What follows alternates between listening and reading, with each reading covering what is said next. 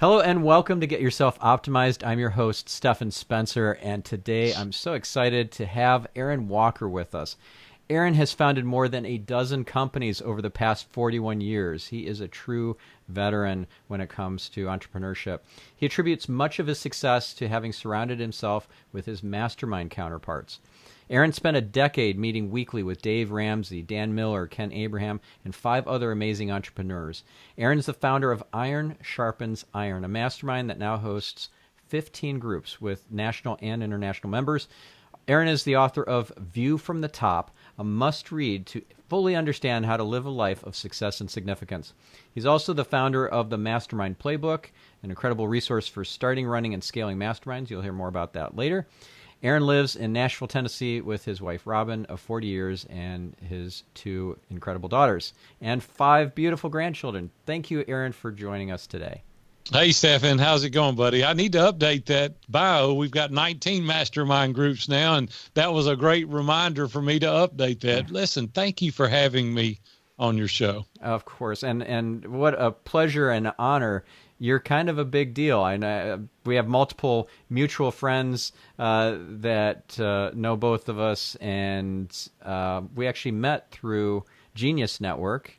So we probably have quite a few mutual friends. So I would love to start this interview by understanding a little bit more about what inspired you to start all these businesses and to just keep sharpening the saw, to use a Stephen Covey phrase, or iron sharpening iron, to use your phrase. That's a lot. I've done, I've got 3 companies that I've started. 2 are currently running, 1 I sold, and I would love to hear your story about this.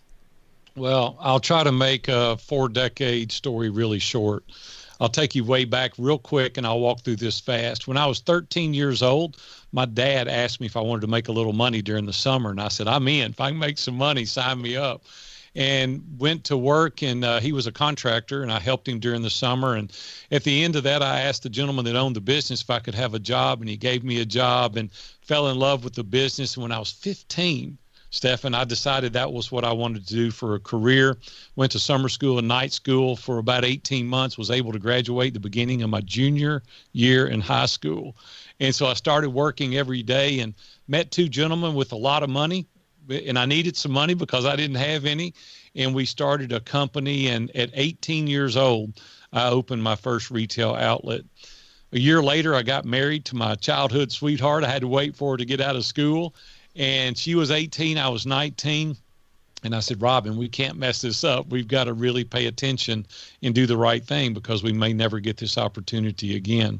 Make a long story short, we had a 10-year, $150,000 loan that we paid off in 36 months. So now I'm 21 years old. I have a paid-for business, and I repeated that numbers of times. When I was 27, I sold out to a Fortune 500. And Stephen, I was finished. It was like it was over. And I thought, man, this is the American dream. I go from broke as a convict to being able to retire at 27. And that was amazing for about 18 months. And then after 18 months, I'd gained 50 pounds. I was getting in the bed in the middle of the day. And my wife woke me up one day. She said, this is not what I signed up for. So I said, well, I don't have any reason to get up. I mean, what am I going to do? You can't watch Andy Griffith but so much, and you can't play but so much golf. And she said, start another company, go to work for somebody. I don't care what you do, but you got to get out of the house. Went back, bought the company I started with, and we built it 4 times the size it was over the next 10 years. And it was just an amazing experience. And what gave me that determination was I watched my dad physically work manually, and I didn't want to do that for a living. And so I said, there's got to be a better way. So I retired again at 40 years old. And unfortunately, during that time, and I'll come back to this, there was a very tragic event in my life. I went on to retire again for 5 years, didn't do anything. Went back, started a construction company, and we grew it to number 1 in Middle Tennessee about 3 consecutive years. I retired at 50 for the 3rd and final time. My wife said I've retired more than the law allows. But I retired, and Dave Ramsey and Dan Miller and some of those guys encouraged me to coach.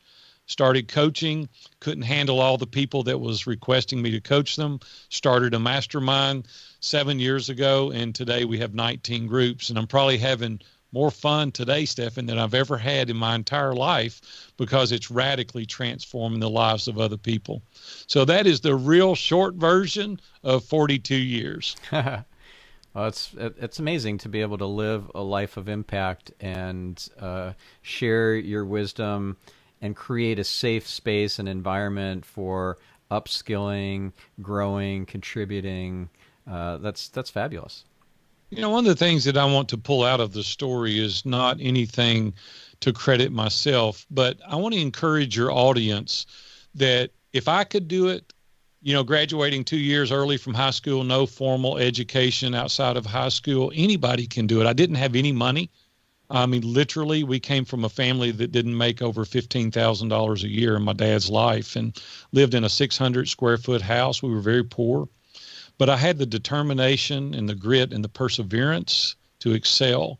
And I just want to encourage your audience today to not give up on your dreams and on your goals, and surround yourself with people that are encouragers. Get the naysayers out of your life and really focus on your goal. You too can be very successful. Yeah, very, very true. I'm curious, why did you buy back the company that you sold? Because you could have started a new company. You could have bought so many other companies. I didn't buy back the company I sold. I bought the company that I worked for when I was a student in school. Okay. The company was a Fortune 500 that bought me out when I was 27. Then I took 18 months off, and then I went back and bought the company that I started with when I was 13 years old. Gotcha. And so that's the company that we built 4 times the size over the next 10-year period. Oh, very cool. What kind of business was that? We were in the pawn shop business. Oh, okay. And we owned very high-end upscale pawn shops, and we had stores that were doing 100 loans a day, you know, 5,000 and 10,000 square foot stores, very upscale stores. And it was a great business, and it still is a great business. The company that bought me out, you know, 33 years ago is still a tenant of mine. I kept the property, and they're still my tenant. And so it's been a really good experience working with them. But I want to touch on something that I didn't elaborate on that I would really like to kind of dive into just for a second. When I was 40 years old, things were really good in my life. You know, I had a beautiful home. We had a vacation home, all the toys. We had all the things. And I almost lost my family as a result of really focusing on the tangible possessions. Mm-hmm. And I came home one day with a pocket full of money to a house full of strangers. And I want to encourage people today to really think through what you're giving up in order to be so successful. And one morning, it was August the 1st, 2001, I was headed to the office. And as I've said earlier, I was 40 years old at the time. And I was going down a 4-lane highway. There was a gentleman crossing the street to catch a local bus. He didn't look my way, and I ran over and killed a pedestrian that day. And my life literally come to a screeching halt. And I pulled over to the side of the road. And Stephan, I don't know if you've ever experienced a horrific accident or anything traumatic in your life, but everything slows down. It's like you're watching it in slow motion, and I can still see it very vividly today. I pulled over to the side of the road, and I was shaking, and I was alarmed, needless to say, and I was afraid to look back. Finally, I got the courage up to look, and there was a gentleman, an elder gentleman, face down in the street, motionless. Cars were stopping on both sides. It was a 4-lane highway.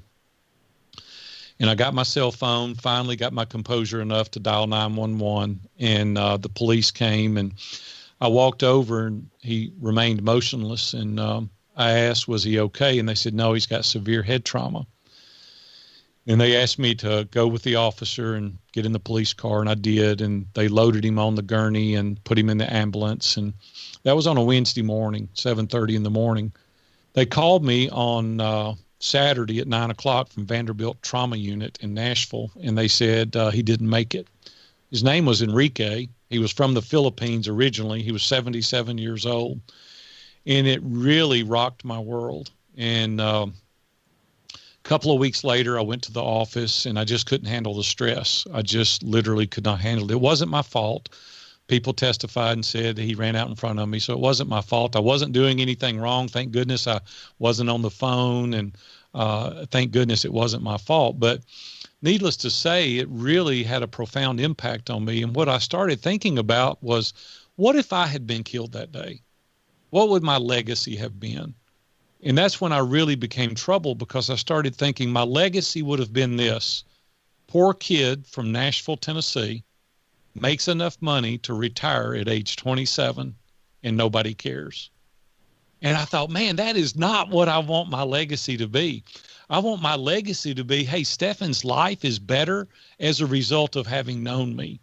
And I said, God, if you'll give me another chance, I'll look outward and not inward. I'll start being the giver and not the taker. And we've lived our life that way for the past 20 years. And today, we're 5 times more successful financially, and we're 100 times more significant in the lives of other people. And it's just a lot more enjoyable to live our lives, looking out, being the giver rather than the taker. And I just want your audience to think how fragile life is and how it can be taken from us in a nanosecond, and really live each life, each day of your life, giving back, helping, inspiring, and encouraging and edifying other people, and you'll really enjoy what you're doing much better. Yeah. That's well, first of all, thank you for sharing that that story so vulnerably. I'm so sorry for what you went through. Yeah, thank you. Yeah, no, thank you. And I hate it, but quite honestly, without that story, I wouldn't be here today sharing. Without that story, probably would have lost my family, because I was chasing more businesses. I was chasing more money. Give me a bigger house, give me something shinier, bigger, faster, more elaborate. Give me another vacation home. I was chasing those things, and I had really made the money and the success the God. And I would just say today that there's nothing wrong with making money. I love to make money. I want to make more money, but I want to use it as a tool. I want to use it to live my life, to do good things with it. I don't want money to be my only focus. And what's funny is, when I've taken my eye off of the revenue, we've made more. And when we really focus on the right things, I just think it's very beneficial. Yeah. So that's wonderful that you've got that viewpoint, and that you share it with so many people through your masterminds and through your speaking and podcast interviews and all that. What would be the most top of mind, profound impact that you've had for somebody because of your story, your challenges and the lessons? I do a number of podcast interviews, and I do travel and speak. I've written a couple of books. One of them is called View from the Top, and I would love for you to grab our book and take a look at it, not for the reason of me selling another book, but for the value that's in there. I'm extremely vulnerable and raw in the book, and I really tell my life story and tell about some things that you can do and not do. But on one interview, a guy called me, and he lives in the Northeast, in a very major metropolitan city. And he said, I heard your interview, and he said, I have a few questions for you. And I said, sure. He said, I'm a lawyer, and I've won Attorney of the Year 5 consecutive years. He said, I've got money to burn. He said, I've got more houses everywhere. He said, I've got everything. He said, but I feel very hollow. I feel very unfulfilled. And we talked through that. And he said, your story really impacted my life. He said, because the money that I've got, it didn't do for me what I thought it was going to do for me. And that's the thing that I want to share with your audience today. And I don't want in any way to demotivate your audience. I want you to make money. I hate it when people with money go, money's not important. I want to go, you liar. It is important. Let's take it away from you. And now we'll see how important it is. Nothing wrong with making money. I want a nice house and travel. Robin and I just got back from a 2-week trip, and I want to travel, and I want to give money away, and I want to help, and I want to start businesses, but I just don't want the money to own me. I don't want it to be my sole motivation. And that's where that guy was at. And so I want to tell you, man, go for it because, hey, broke people can't help people financially. So it's a good thing to make money. Just keep it in the right priority. We need to prioritize our priorities. And I think where I've been instrumental in being able to help people is saying, hey, I've been there. I've got the T-shirt. I've done it. I've done all the businesses, sold out and all those kind of things. It just doesn't give you the satisfaction you think it's going to. And those things, the tangible possessions, it's fun for a few minutes and then that gets old. Really where I want to kind of take this to is what is valuable, and that's relationships. My dad was a master at relationships. People love my dad. And Stephan, you would have loved my dad because he loved people. He loved to be around you. He was an encourager. He was always laughing or telling a joke. He was fun to be around. And when my dad died, in 2006, I stood there greeting the folks coming to pay their condolences, and it was an hour and a half wait. The line went down the hall, out the door, and around the parking lot, around the building to get in. This is somebody that didn't have anything personally. Grown men up to 75 years old crying at his casket saying, let me tell you what your dad did for me. Let me tell you how your dad helped me. Let me tell you how your dad was always an encourager to my kids. When my dad was buried the next day, there was standing room only. They had to open up every room in the funeral home, not because of his wealth, not because of his possessions, but because of his relationship. That's what I want to encourage your audience today to think about. What is it that you're pursuing? Go for the money. That's good. I've said that 3 times. But think about the relationships. Think about the impact that you're having. And you asked me, what is the biggest impact that I've had personally? We have almost 200 people in our mastermind groups today. And I've done numbers of speeches, and I've been around many, many places talking and selling books and podcast interviews. And invariably, people come up to me and say, thank you for giving me the perspective on relationships. Those are the things that matter. Robin and I, 2 weeks ago, celebrated our 40th wedding anniversary. And we've had our highs and we've had our lows. But the thing that matters the most is my wife and my children and my grandchildren, and then my business. And I just want people to think through what's really important in your life. Yeah. And I learned this lesson from Kabbalah classes, and that is, if you think about all the different aspects of life that you might be chasing, such as business or career, financial success, your family, your intimate relationship, or your spouse, your just health and fitness and all that sort of stuff. It's hard to juggle all those things at once. Yeah.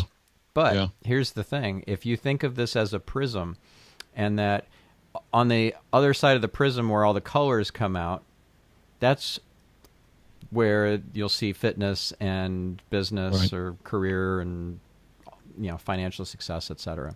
Your spouse. But you see the other end of the prism is where the white light comes in. If you instead of chasing after all the colors and then you drop things and you don't succeed with all of it, chase after the white light. So the light of the Creator, the light of God and of your higher power, that's where it just encompasses all of it, and you get all the success. Boy, that's a great analogy. I'll use that. I'll give you credit twice for it, and I'll take it as my own. That's funny, yeah. It's not mine that I can give credit to. I have to give credit to my Kabbalah teacher, David Guillaume, who was on this podcast actually as a past guest. Yeah. Wow, that's very cool. I love that analogy. That's a great pictorial. I love that picture. Yeah. The way that we're able to daily and weekly, monthly, and annually help people is through our mastermind groups, because you surround yourself with trusted advisors that are non-biased, that you meet with on a weekly basis, and then they hold you accountable to do the things that you say you're going to do. They challenge you to raise the bar. They really point out your Achilles heel. They complement your superpowers, and then they point out possibly a blind spot that can really be catastrophic in our lives if we're not careful. It's hard to see our own blind spots. Yeah. And so for 2 decades now, every week I've been in a mastermind group. I really attribute the vast amount of my success to those trusted advisors. I don't know if you're like this, but I get out of the shower every day with 3 new ideas. It's like, hey, I know I'm going to do this. And I would go into the mastermind group and I would share one of them, and Dave Ramsey would go, that's the stupidest thing I've ever heard in my entire life. Or Dan Miller may say, oh, wait a minute, if we tweak that a little bit, or we introduce you to this resource, or, maybe this thing, maybe you're onto something. But see, when we are alone, we only have one perspective. No matter how hard we try to see things multifaceted, we can't. And so the mastermind group brings a new perspective. I talked to Jeff Hoffman, the guy that started Priceline, and he said that 10% of everything that he reads daily has nothing to do with anything that he's interested in. Yet he said, ironically enough, 90% of his best ideas have come out of that 10% of his reading that had nothing to do with what he was doing, because it's a different perspective. And I really like to think about masterminds being the same way. Every meeting is not a home run, but somebody may say one thing, one introduction, one resource that changes the paradigm shift of your life. And so that's the way we keep transforming lives, is by meeting on a weekly basis. Yeah, that's great. We'll come back to that in a second, but I wanted to add this one idea that I learned years ago reading this tiny little book called How to Be a People Magnet.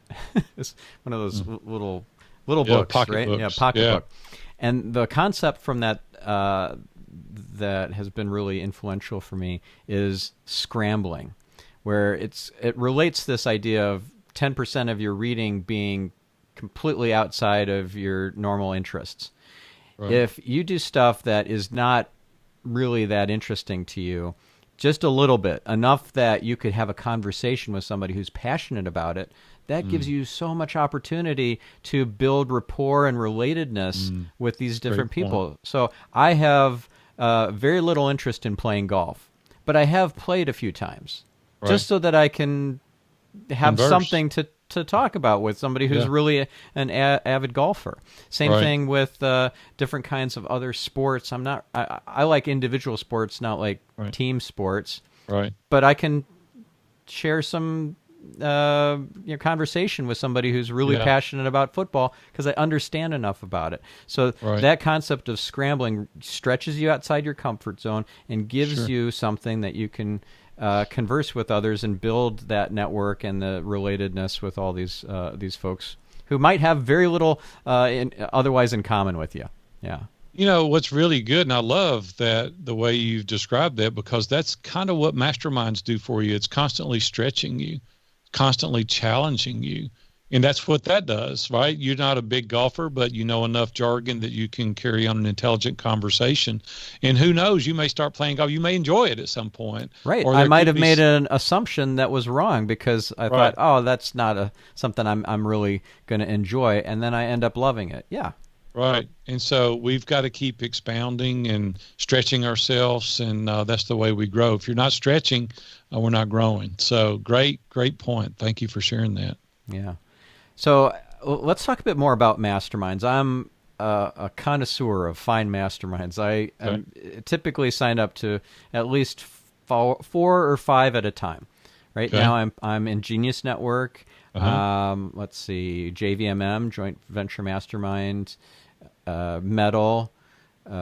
Dove. You're in with Dove. I'm in that group. Yep. What else? Well, actually, is that how I met you? I was through JVMM. It wasn't through Genius Network. That's right. That's right. Yeah. Okay. So JVMM, Genius Network, Strategic Coach. That's another one. Yeah. And I'm missing one, I'm sure. But anyways, those. Oh, you Abundance. need to be in my mastermind. We're going to get you in there. But anyway, go ahead. Abundance 360. That's the other one. Right. So is that 6? That's a lot. That's a feels bunch. Overwhelming as I'm describing all of them. But they all provide different benefits and a different network and different inspiration. And as you said, you just are prolific with ideas. You'll just have 3 in the shower. And not every good idea is worthy of seeing through to even Right. So let's assume that it was a good idea. Dave Ramsey said, I actually like that idea. Smart. Right? Doesn't deserve necessarily to get seen through to fruition. I learned this 20-some years ago when I had PDMA as a client, Product Development and Management Association. And that is, product development is meant to be a funnel, not a tunnel. Not every product that starts at the beginning should be seen through to fruition, in other words. Right. And that really stuck with me, because you can have a great idea that you turn into a prototype, and you're getting manufacturing lined up, or maybe it's like an information product or something. You're 90% of the way there, and then you know what? Times have changed. The market's shifted.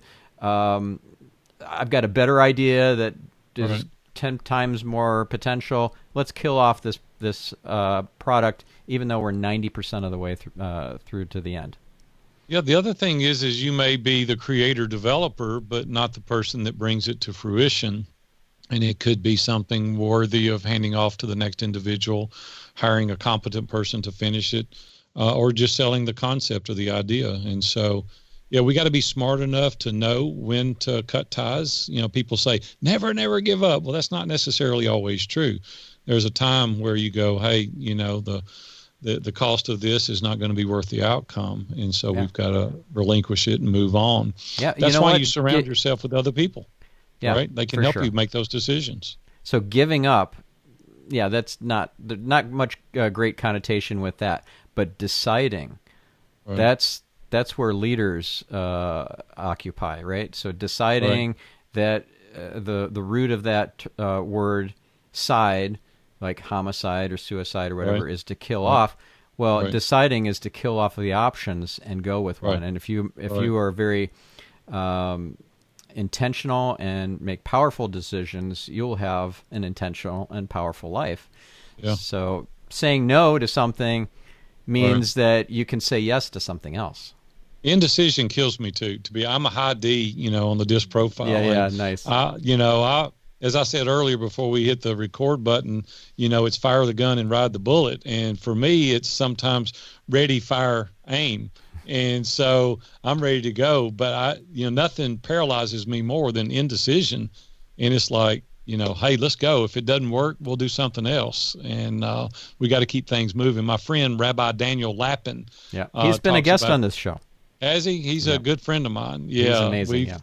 We've been talking for a long time, and I've interviewed him a number of times in our mastermind group, and Dave used to bring him into our group when we were meeting in person. And so, matter of fact, we're working on a project together now. And so he's a great guy. I love that guy. He's everybody's rabbi. I love Rabbi Daniel Lapin. Yeah, he's fabulous. I loved interviewing him. It's just a salt of the earth guy, and so approachable, but his wisdom super profound. We had a great conversation on the podcast episode about money being energy.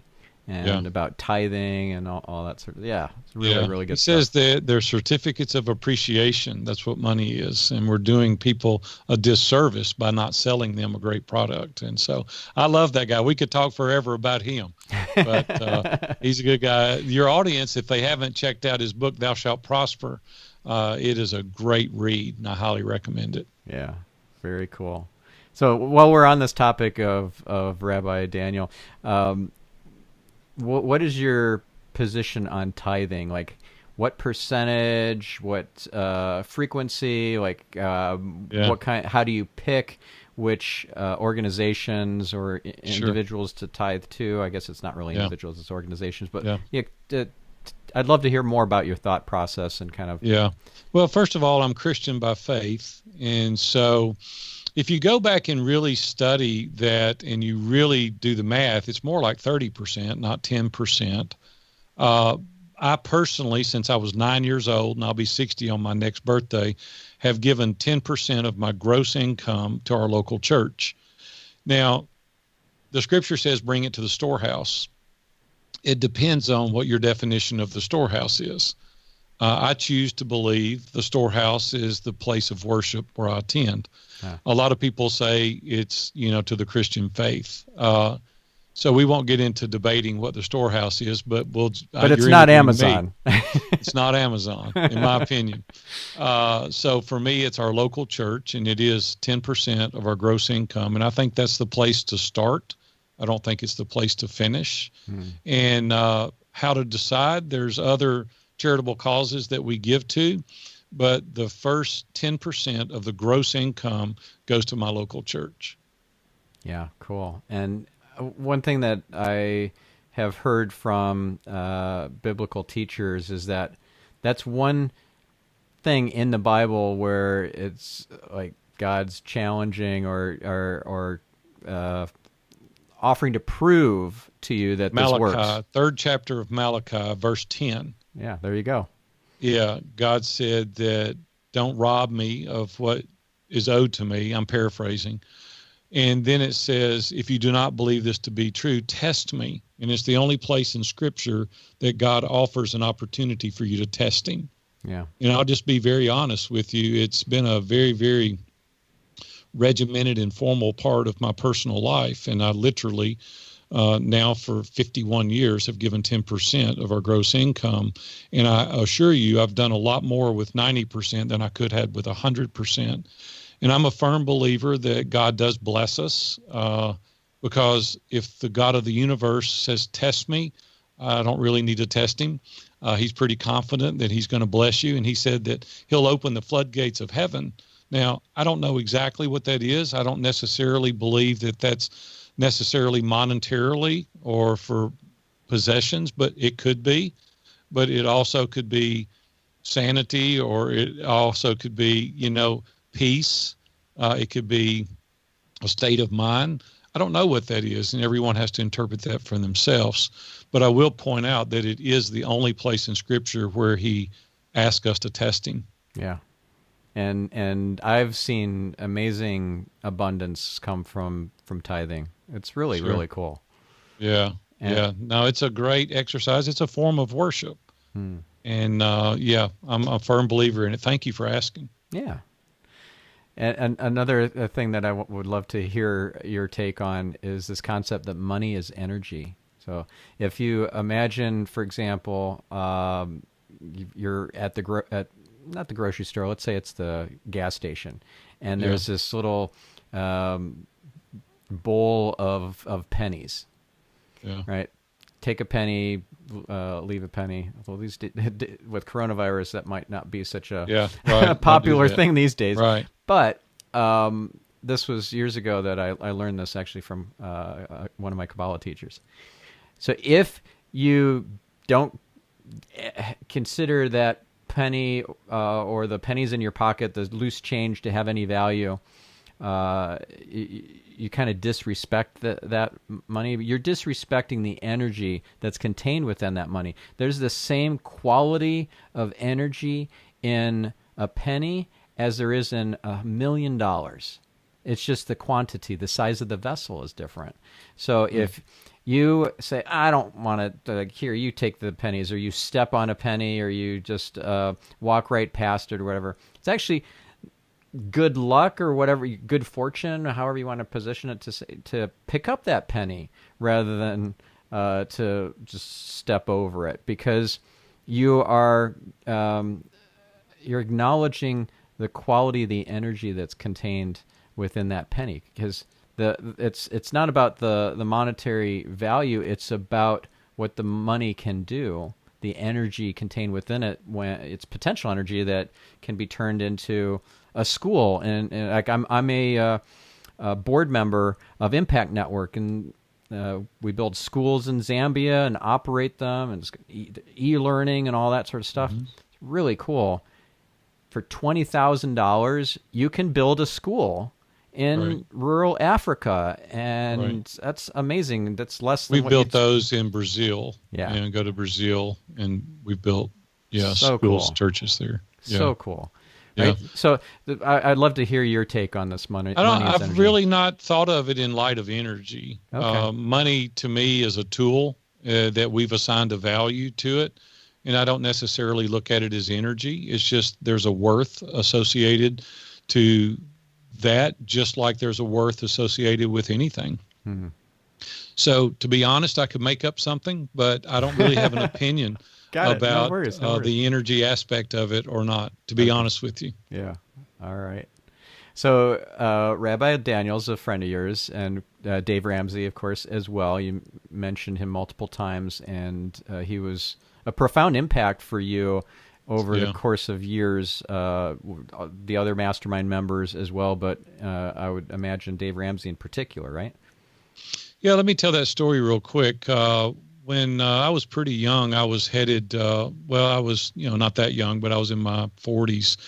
I was headed, or late 30s. I was headed to the office, and there was a Chamber of Commerce breakfast. And this has been 28 years ago now. And I stopped there, and there was a guy there talking about a show he was going to start called The Money Game.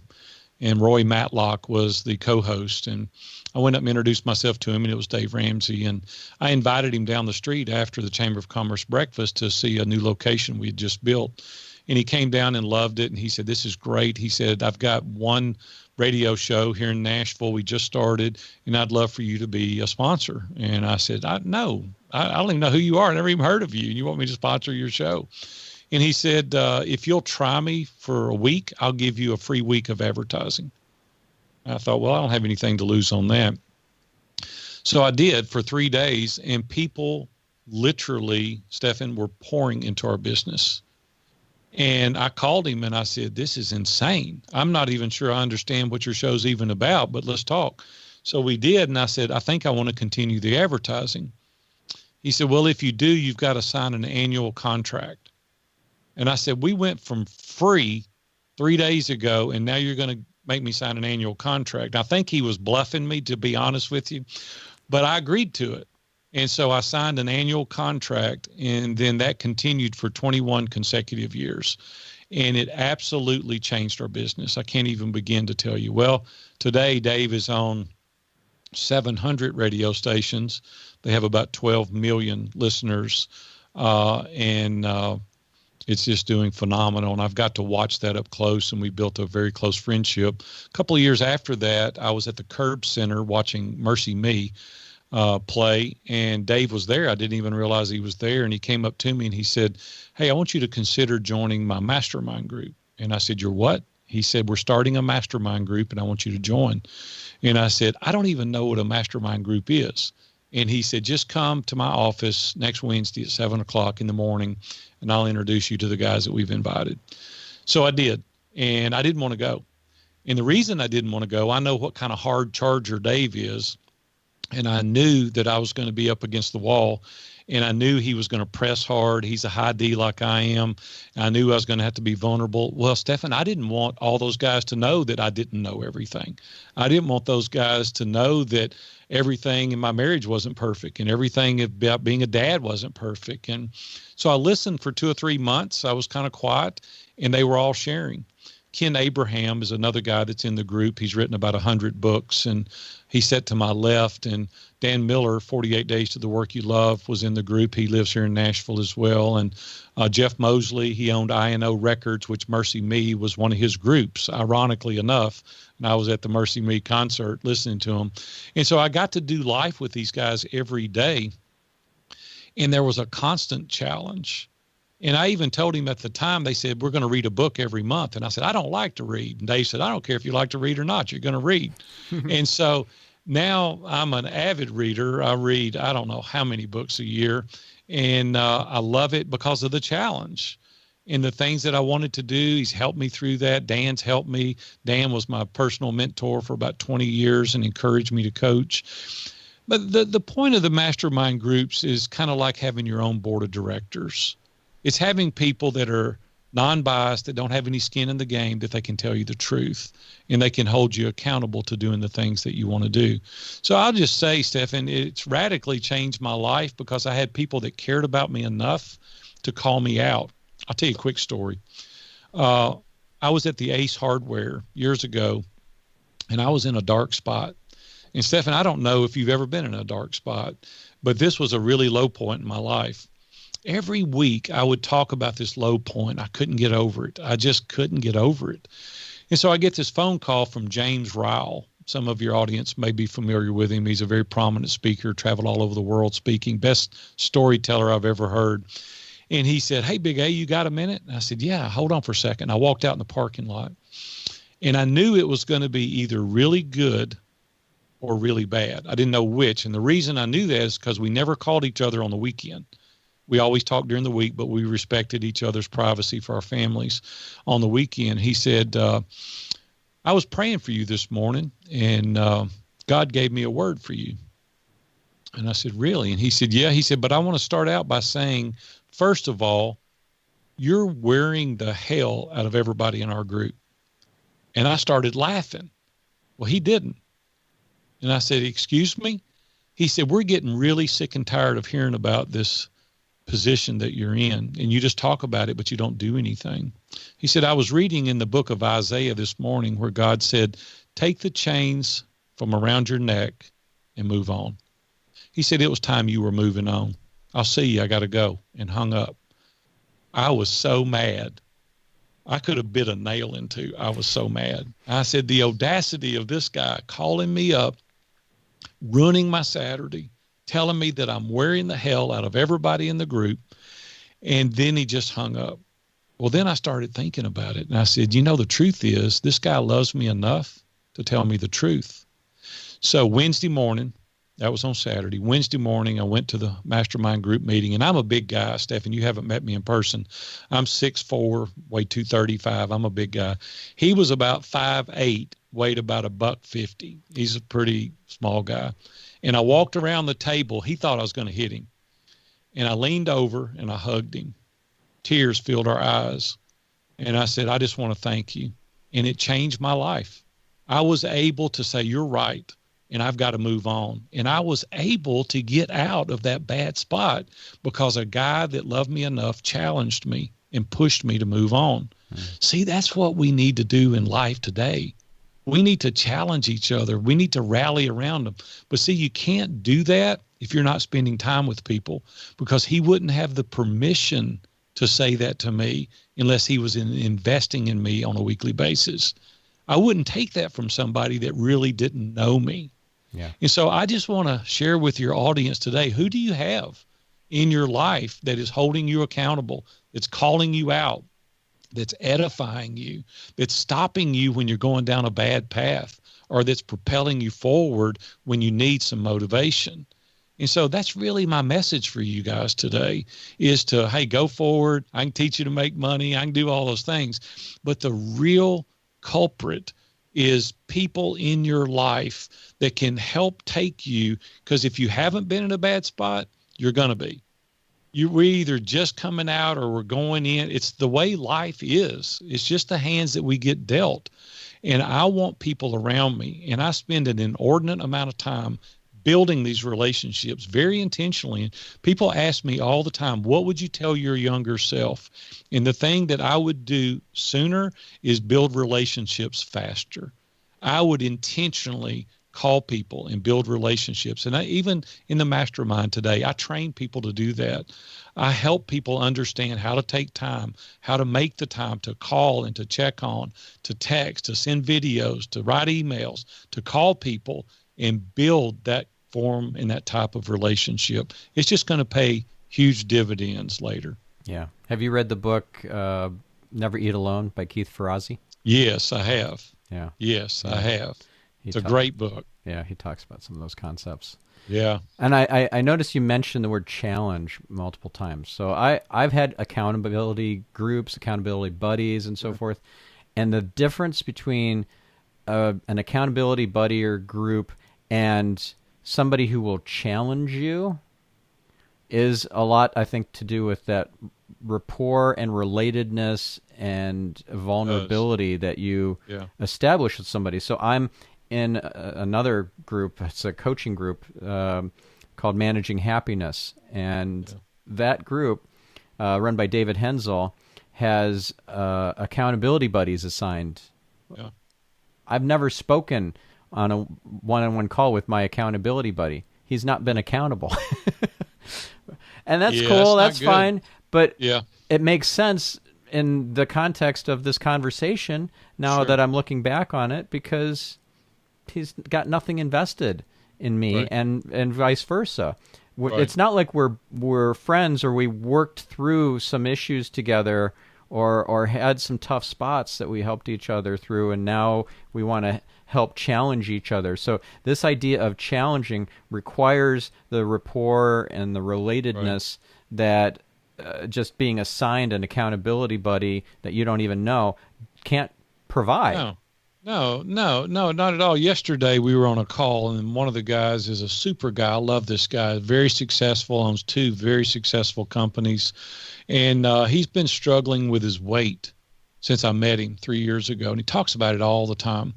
So I thought recently, because I'll kind of get in your face kind of guy. I am. I'll kind of, and I tried that, and it didn't work. It didn't work for him at all. So I listened to him for a few more months, and I thought, well, I understand his personality better now. I'll try a different approach. And so I called him the next morning yesterday after our meeting. And I said, hey, man, you got a minute? And he goes, yeah.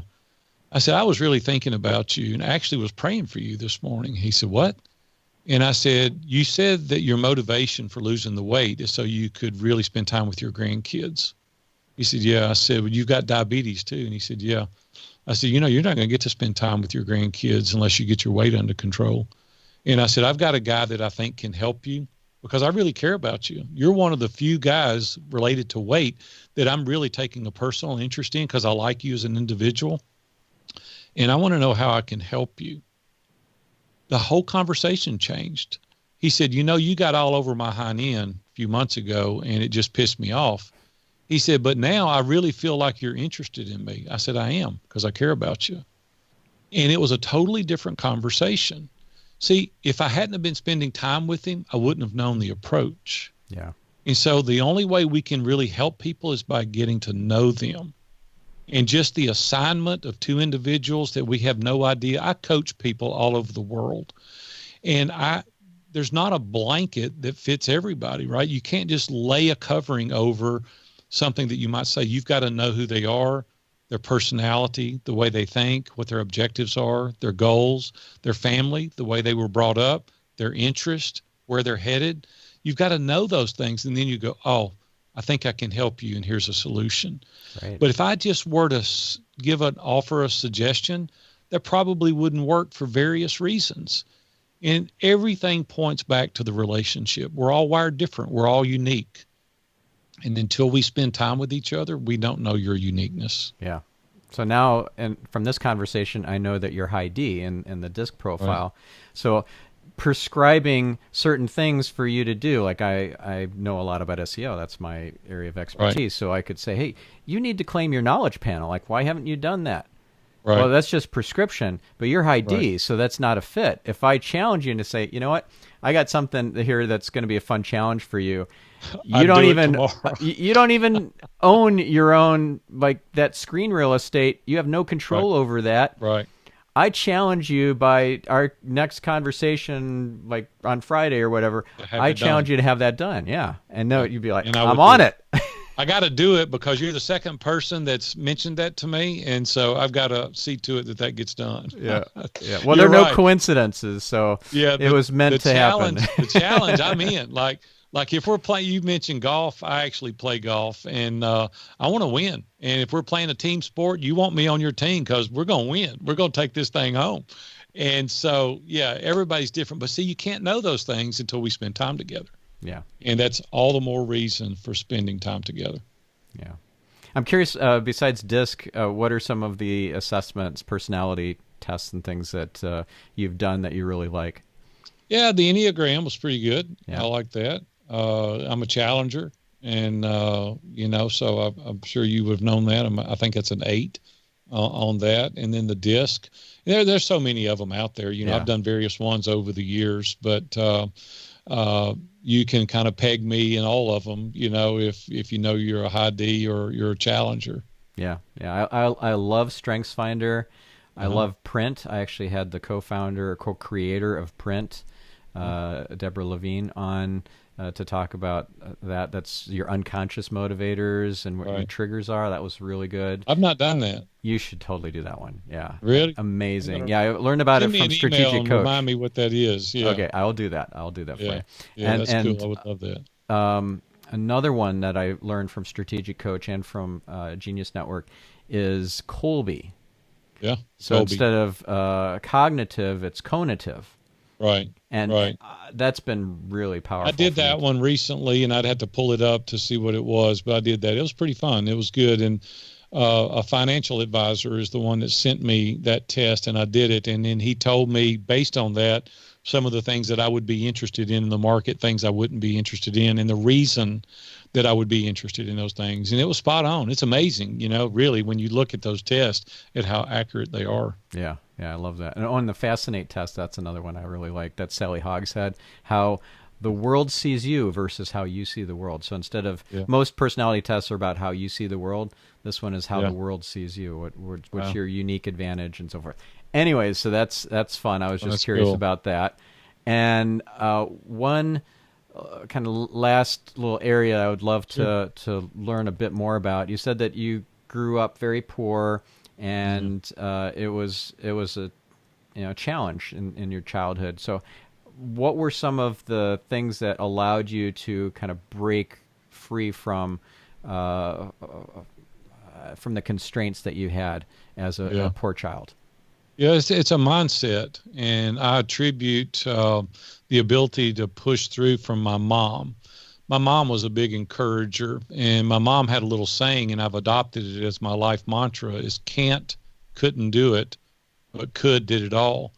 And my mom would say that on a daily basis to me. She would never allow me to say, I can't do it. She'd say, you're going to try it. You might not be able to do it, but you're going to try it. And then when she forced me to try things, it would work. And then it would build my self-confidence. And so today, not in an arrogant way, I don't mean this arrogant, but today I believe, well, I can do it. Just give me a little time, I'll figure it out.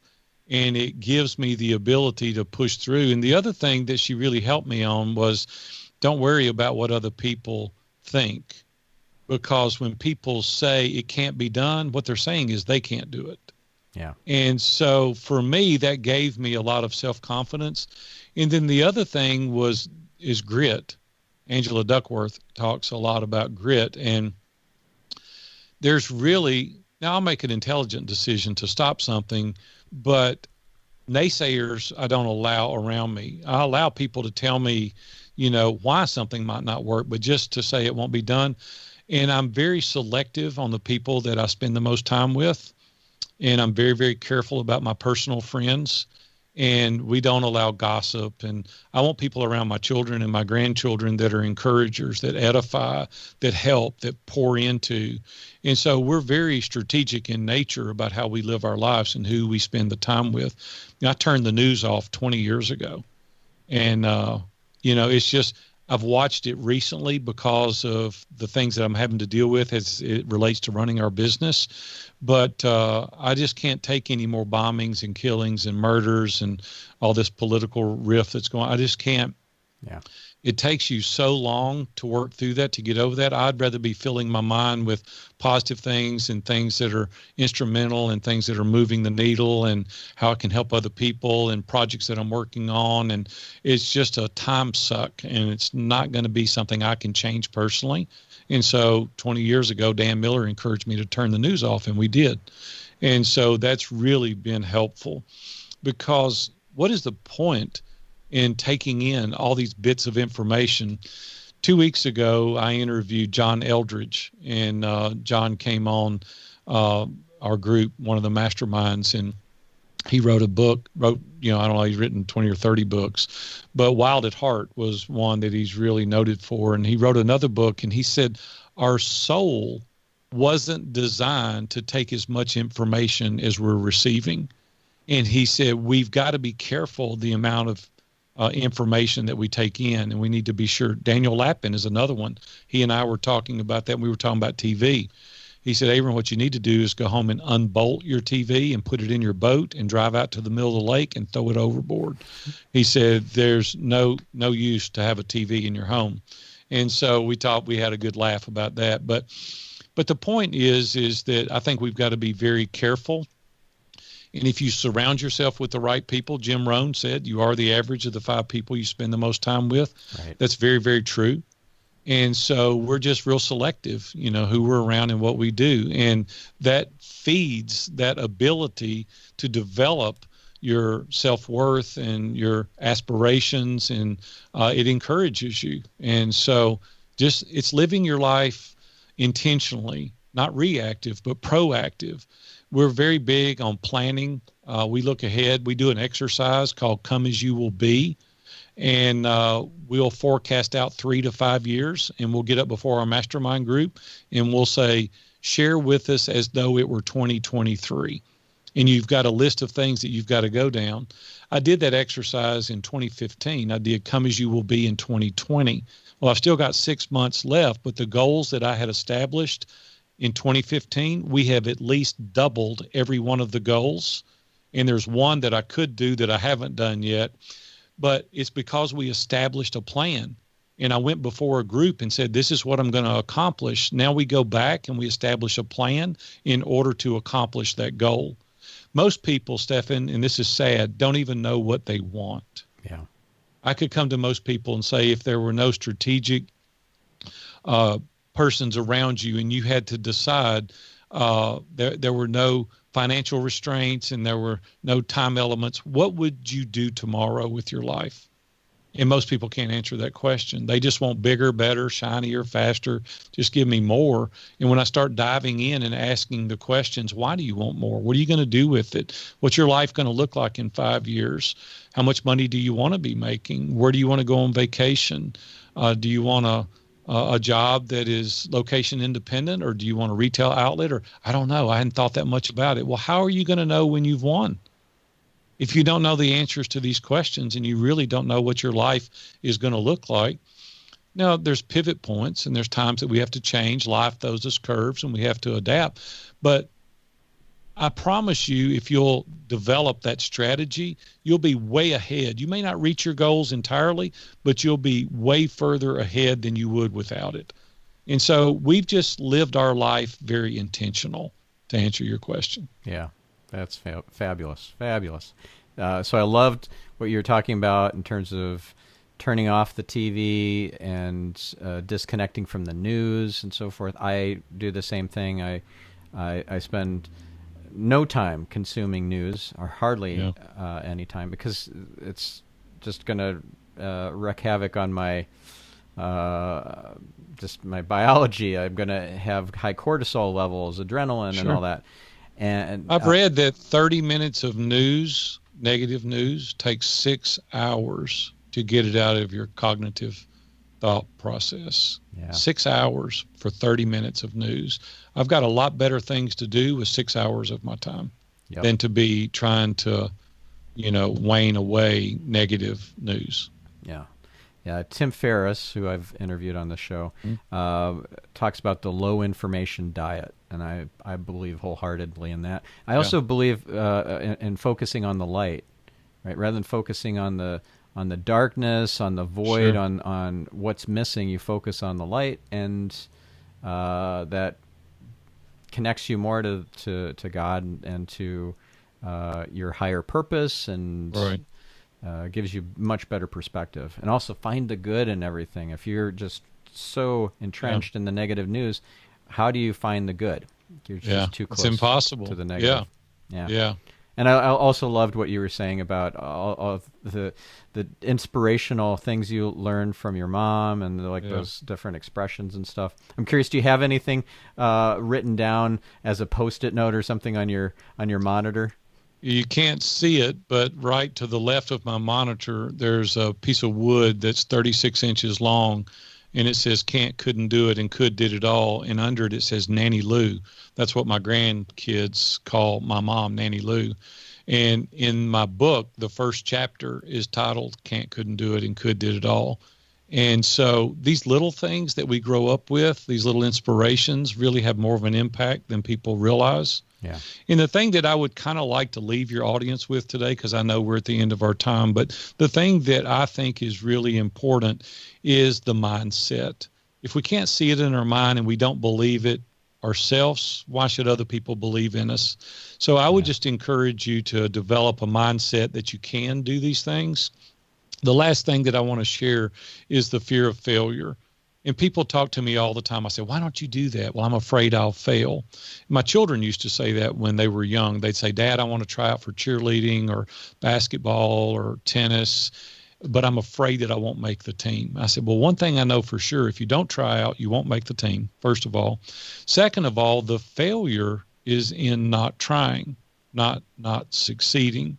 And so I just say fear missing an opportunity more than you fear failure, and develop a mindset of I can do it, and you too can have equal or greater success and significance than we've been able to enjoy ourselves. Yeah, that's great. And I don't have a piece of wood with a inspirational phrase on it, but I do have a Post-it note. It's right here on my monitor, and it says, "Would Richard Branson be doing this?"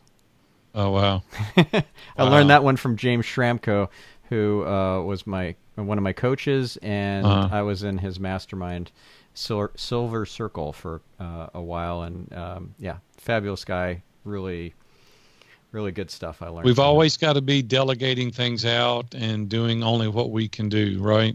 Yeah. And not operate in your zone of competence, but operate in your zone of genius. Yes. And when we allow ourselves to do that, we can be very, very successful. Yeah. And that was Gay Hendricks that talks about. Yeah, the big leap. Yeah. Yeah, it sure was. Great stuff. And we're going to put links book in the show notes to all the different books and authors and tools, resources, disc assessments, all that sort of stuff will go in the show notes for this episode. Hey, I want to mention one other thing, as long as you're putting those show notes together. Yeah. People started calling me a number of years ago, and they said, no one has ever scaled masterminds like you're doing it. How are you doing it? And I would give them a few tips. And one guy called me from Dubai, and he said, hey, I see all these groups you've got. Would you coach me to do that? And I didn't really want to do it because I knew it was going to take some time. And I said, no, I don't really want to do it. He goes, I would pay you nicely if you would do that. And so I threw a number out knowing that he wouldn't do it. And he said, where do I send the money? And I'm like, huh. So he sent the money, and I coached him. And another guy called me, the same scenario. He said, I noticed that you're scaling all these. And my daughter is the COO of our company. And she walked in my office after that, and she said, Dad, we've really done something amazing here by scaling these masterminds. And coaches are really interested in it because coaching is not a business. Coaching is a high-paying job. Mastermind groups are a business because I just left for a 2-week vacation. I had more money when I got back than when I left. It's something that is saleable because there's money in perpetuity. Yeah, it's an asset.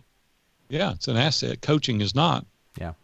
So I really scaled my coaching back, and I focused on the mastermind groups. So she said, why don't we build a blueprint or a playbook and teach people how to do it?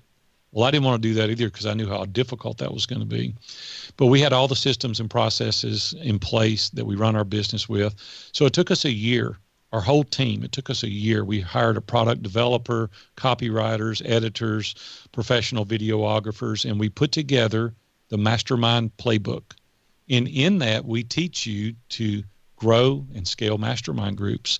So if you're interested in that and you don't want to join a group, but you're a coach or a thought leader, we've made it our primary income. And, it's a 7-figure business for us. I'm not necessarily saying that you will do that with it, but it could very easily, with 2 or 3 groups, be a high 6-figure business. And we've got, a dozen or more groups that I'm not even participating in that we do revenue share. And I teach you how to do that with other people. So we've laid the framework out, and it's a very methodical 100 tools. There's 34 professional videos in it, and I'll walk you through every aspect of building your own mastermind group. And I think it's a very, very good tool. So if you're interested in that, themastermindplaybook.com. Very good.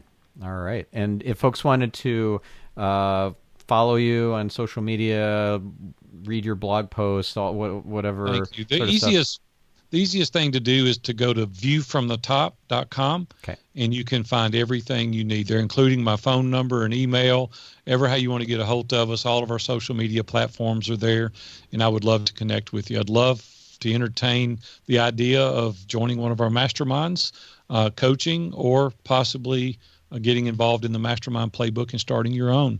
Yeah, awesome. Well, thank you so much, Aaron. This was fabulous and inspiring and thought-provoking. Lots of wisdom that you shared. I appreciate it. Thank you. I really enjoyed our time together. Thank you. Thank you. And now, listener, please take a moment and choose something, maybe 2 or 3 things that you are going to action based on what you've learned. It's great information, but information that's turned into action is where all the juice is. And we'll catch you on the next episode of Get Yourself Optimized. I'm your host, Stephen Spencer, signing off.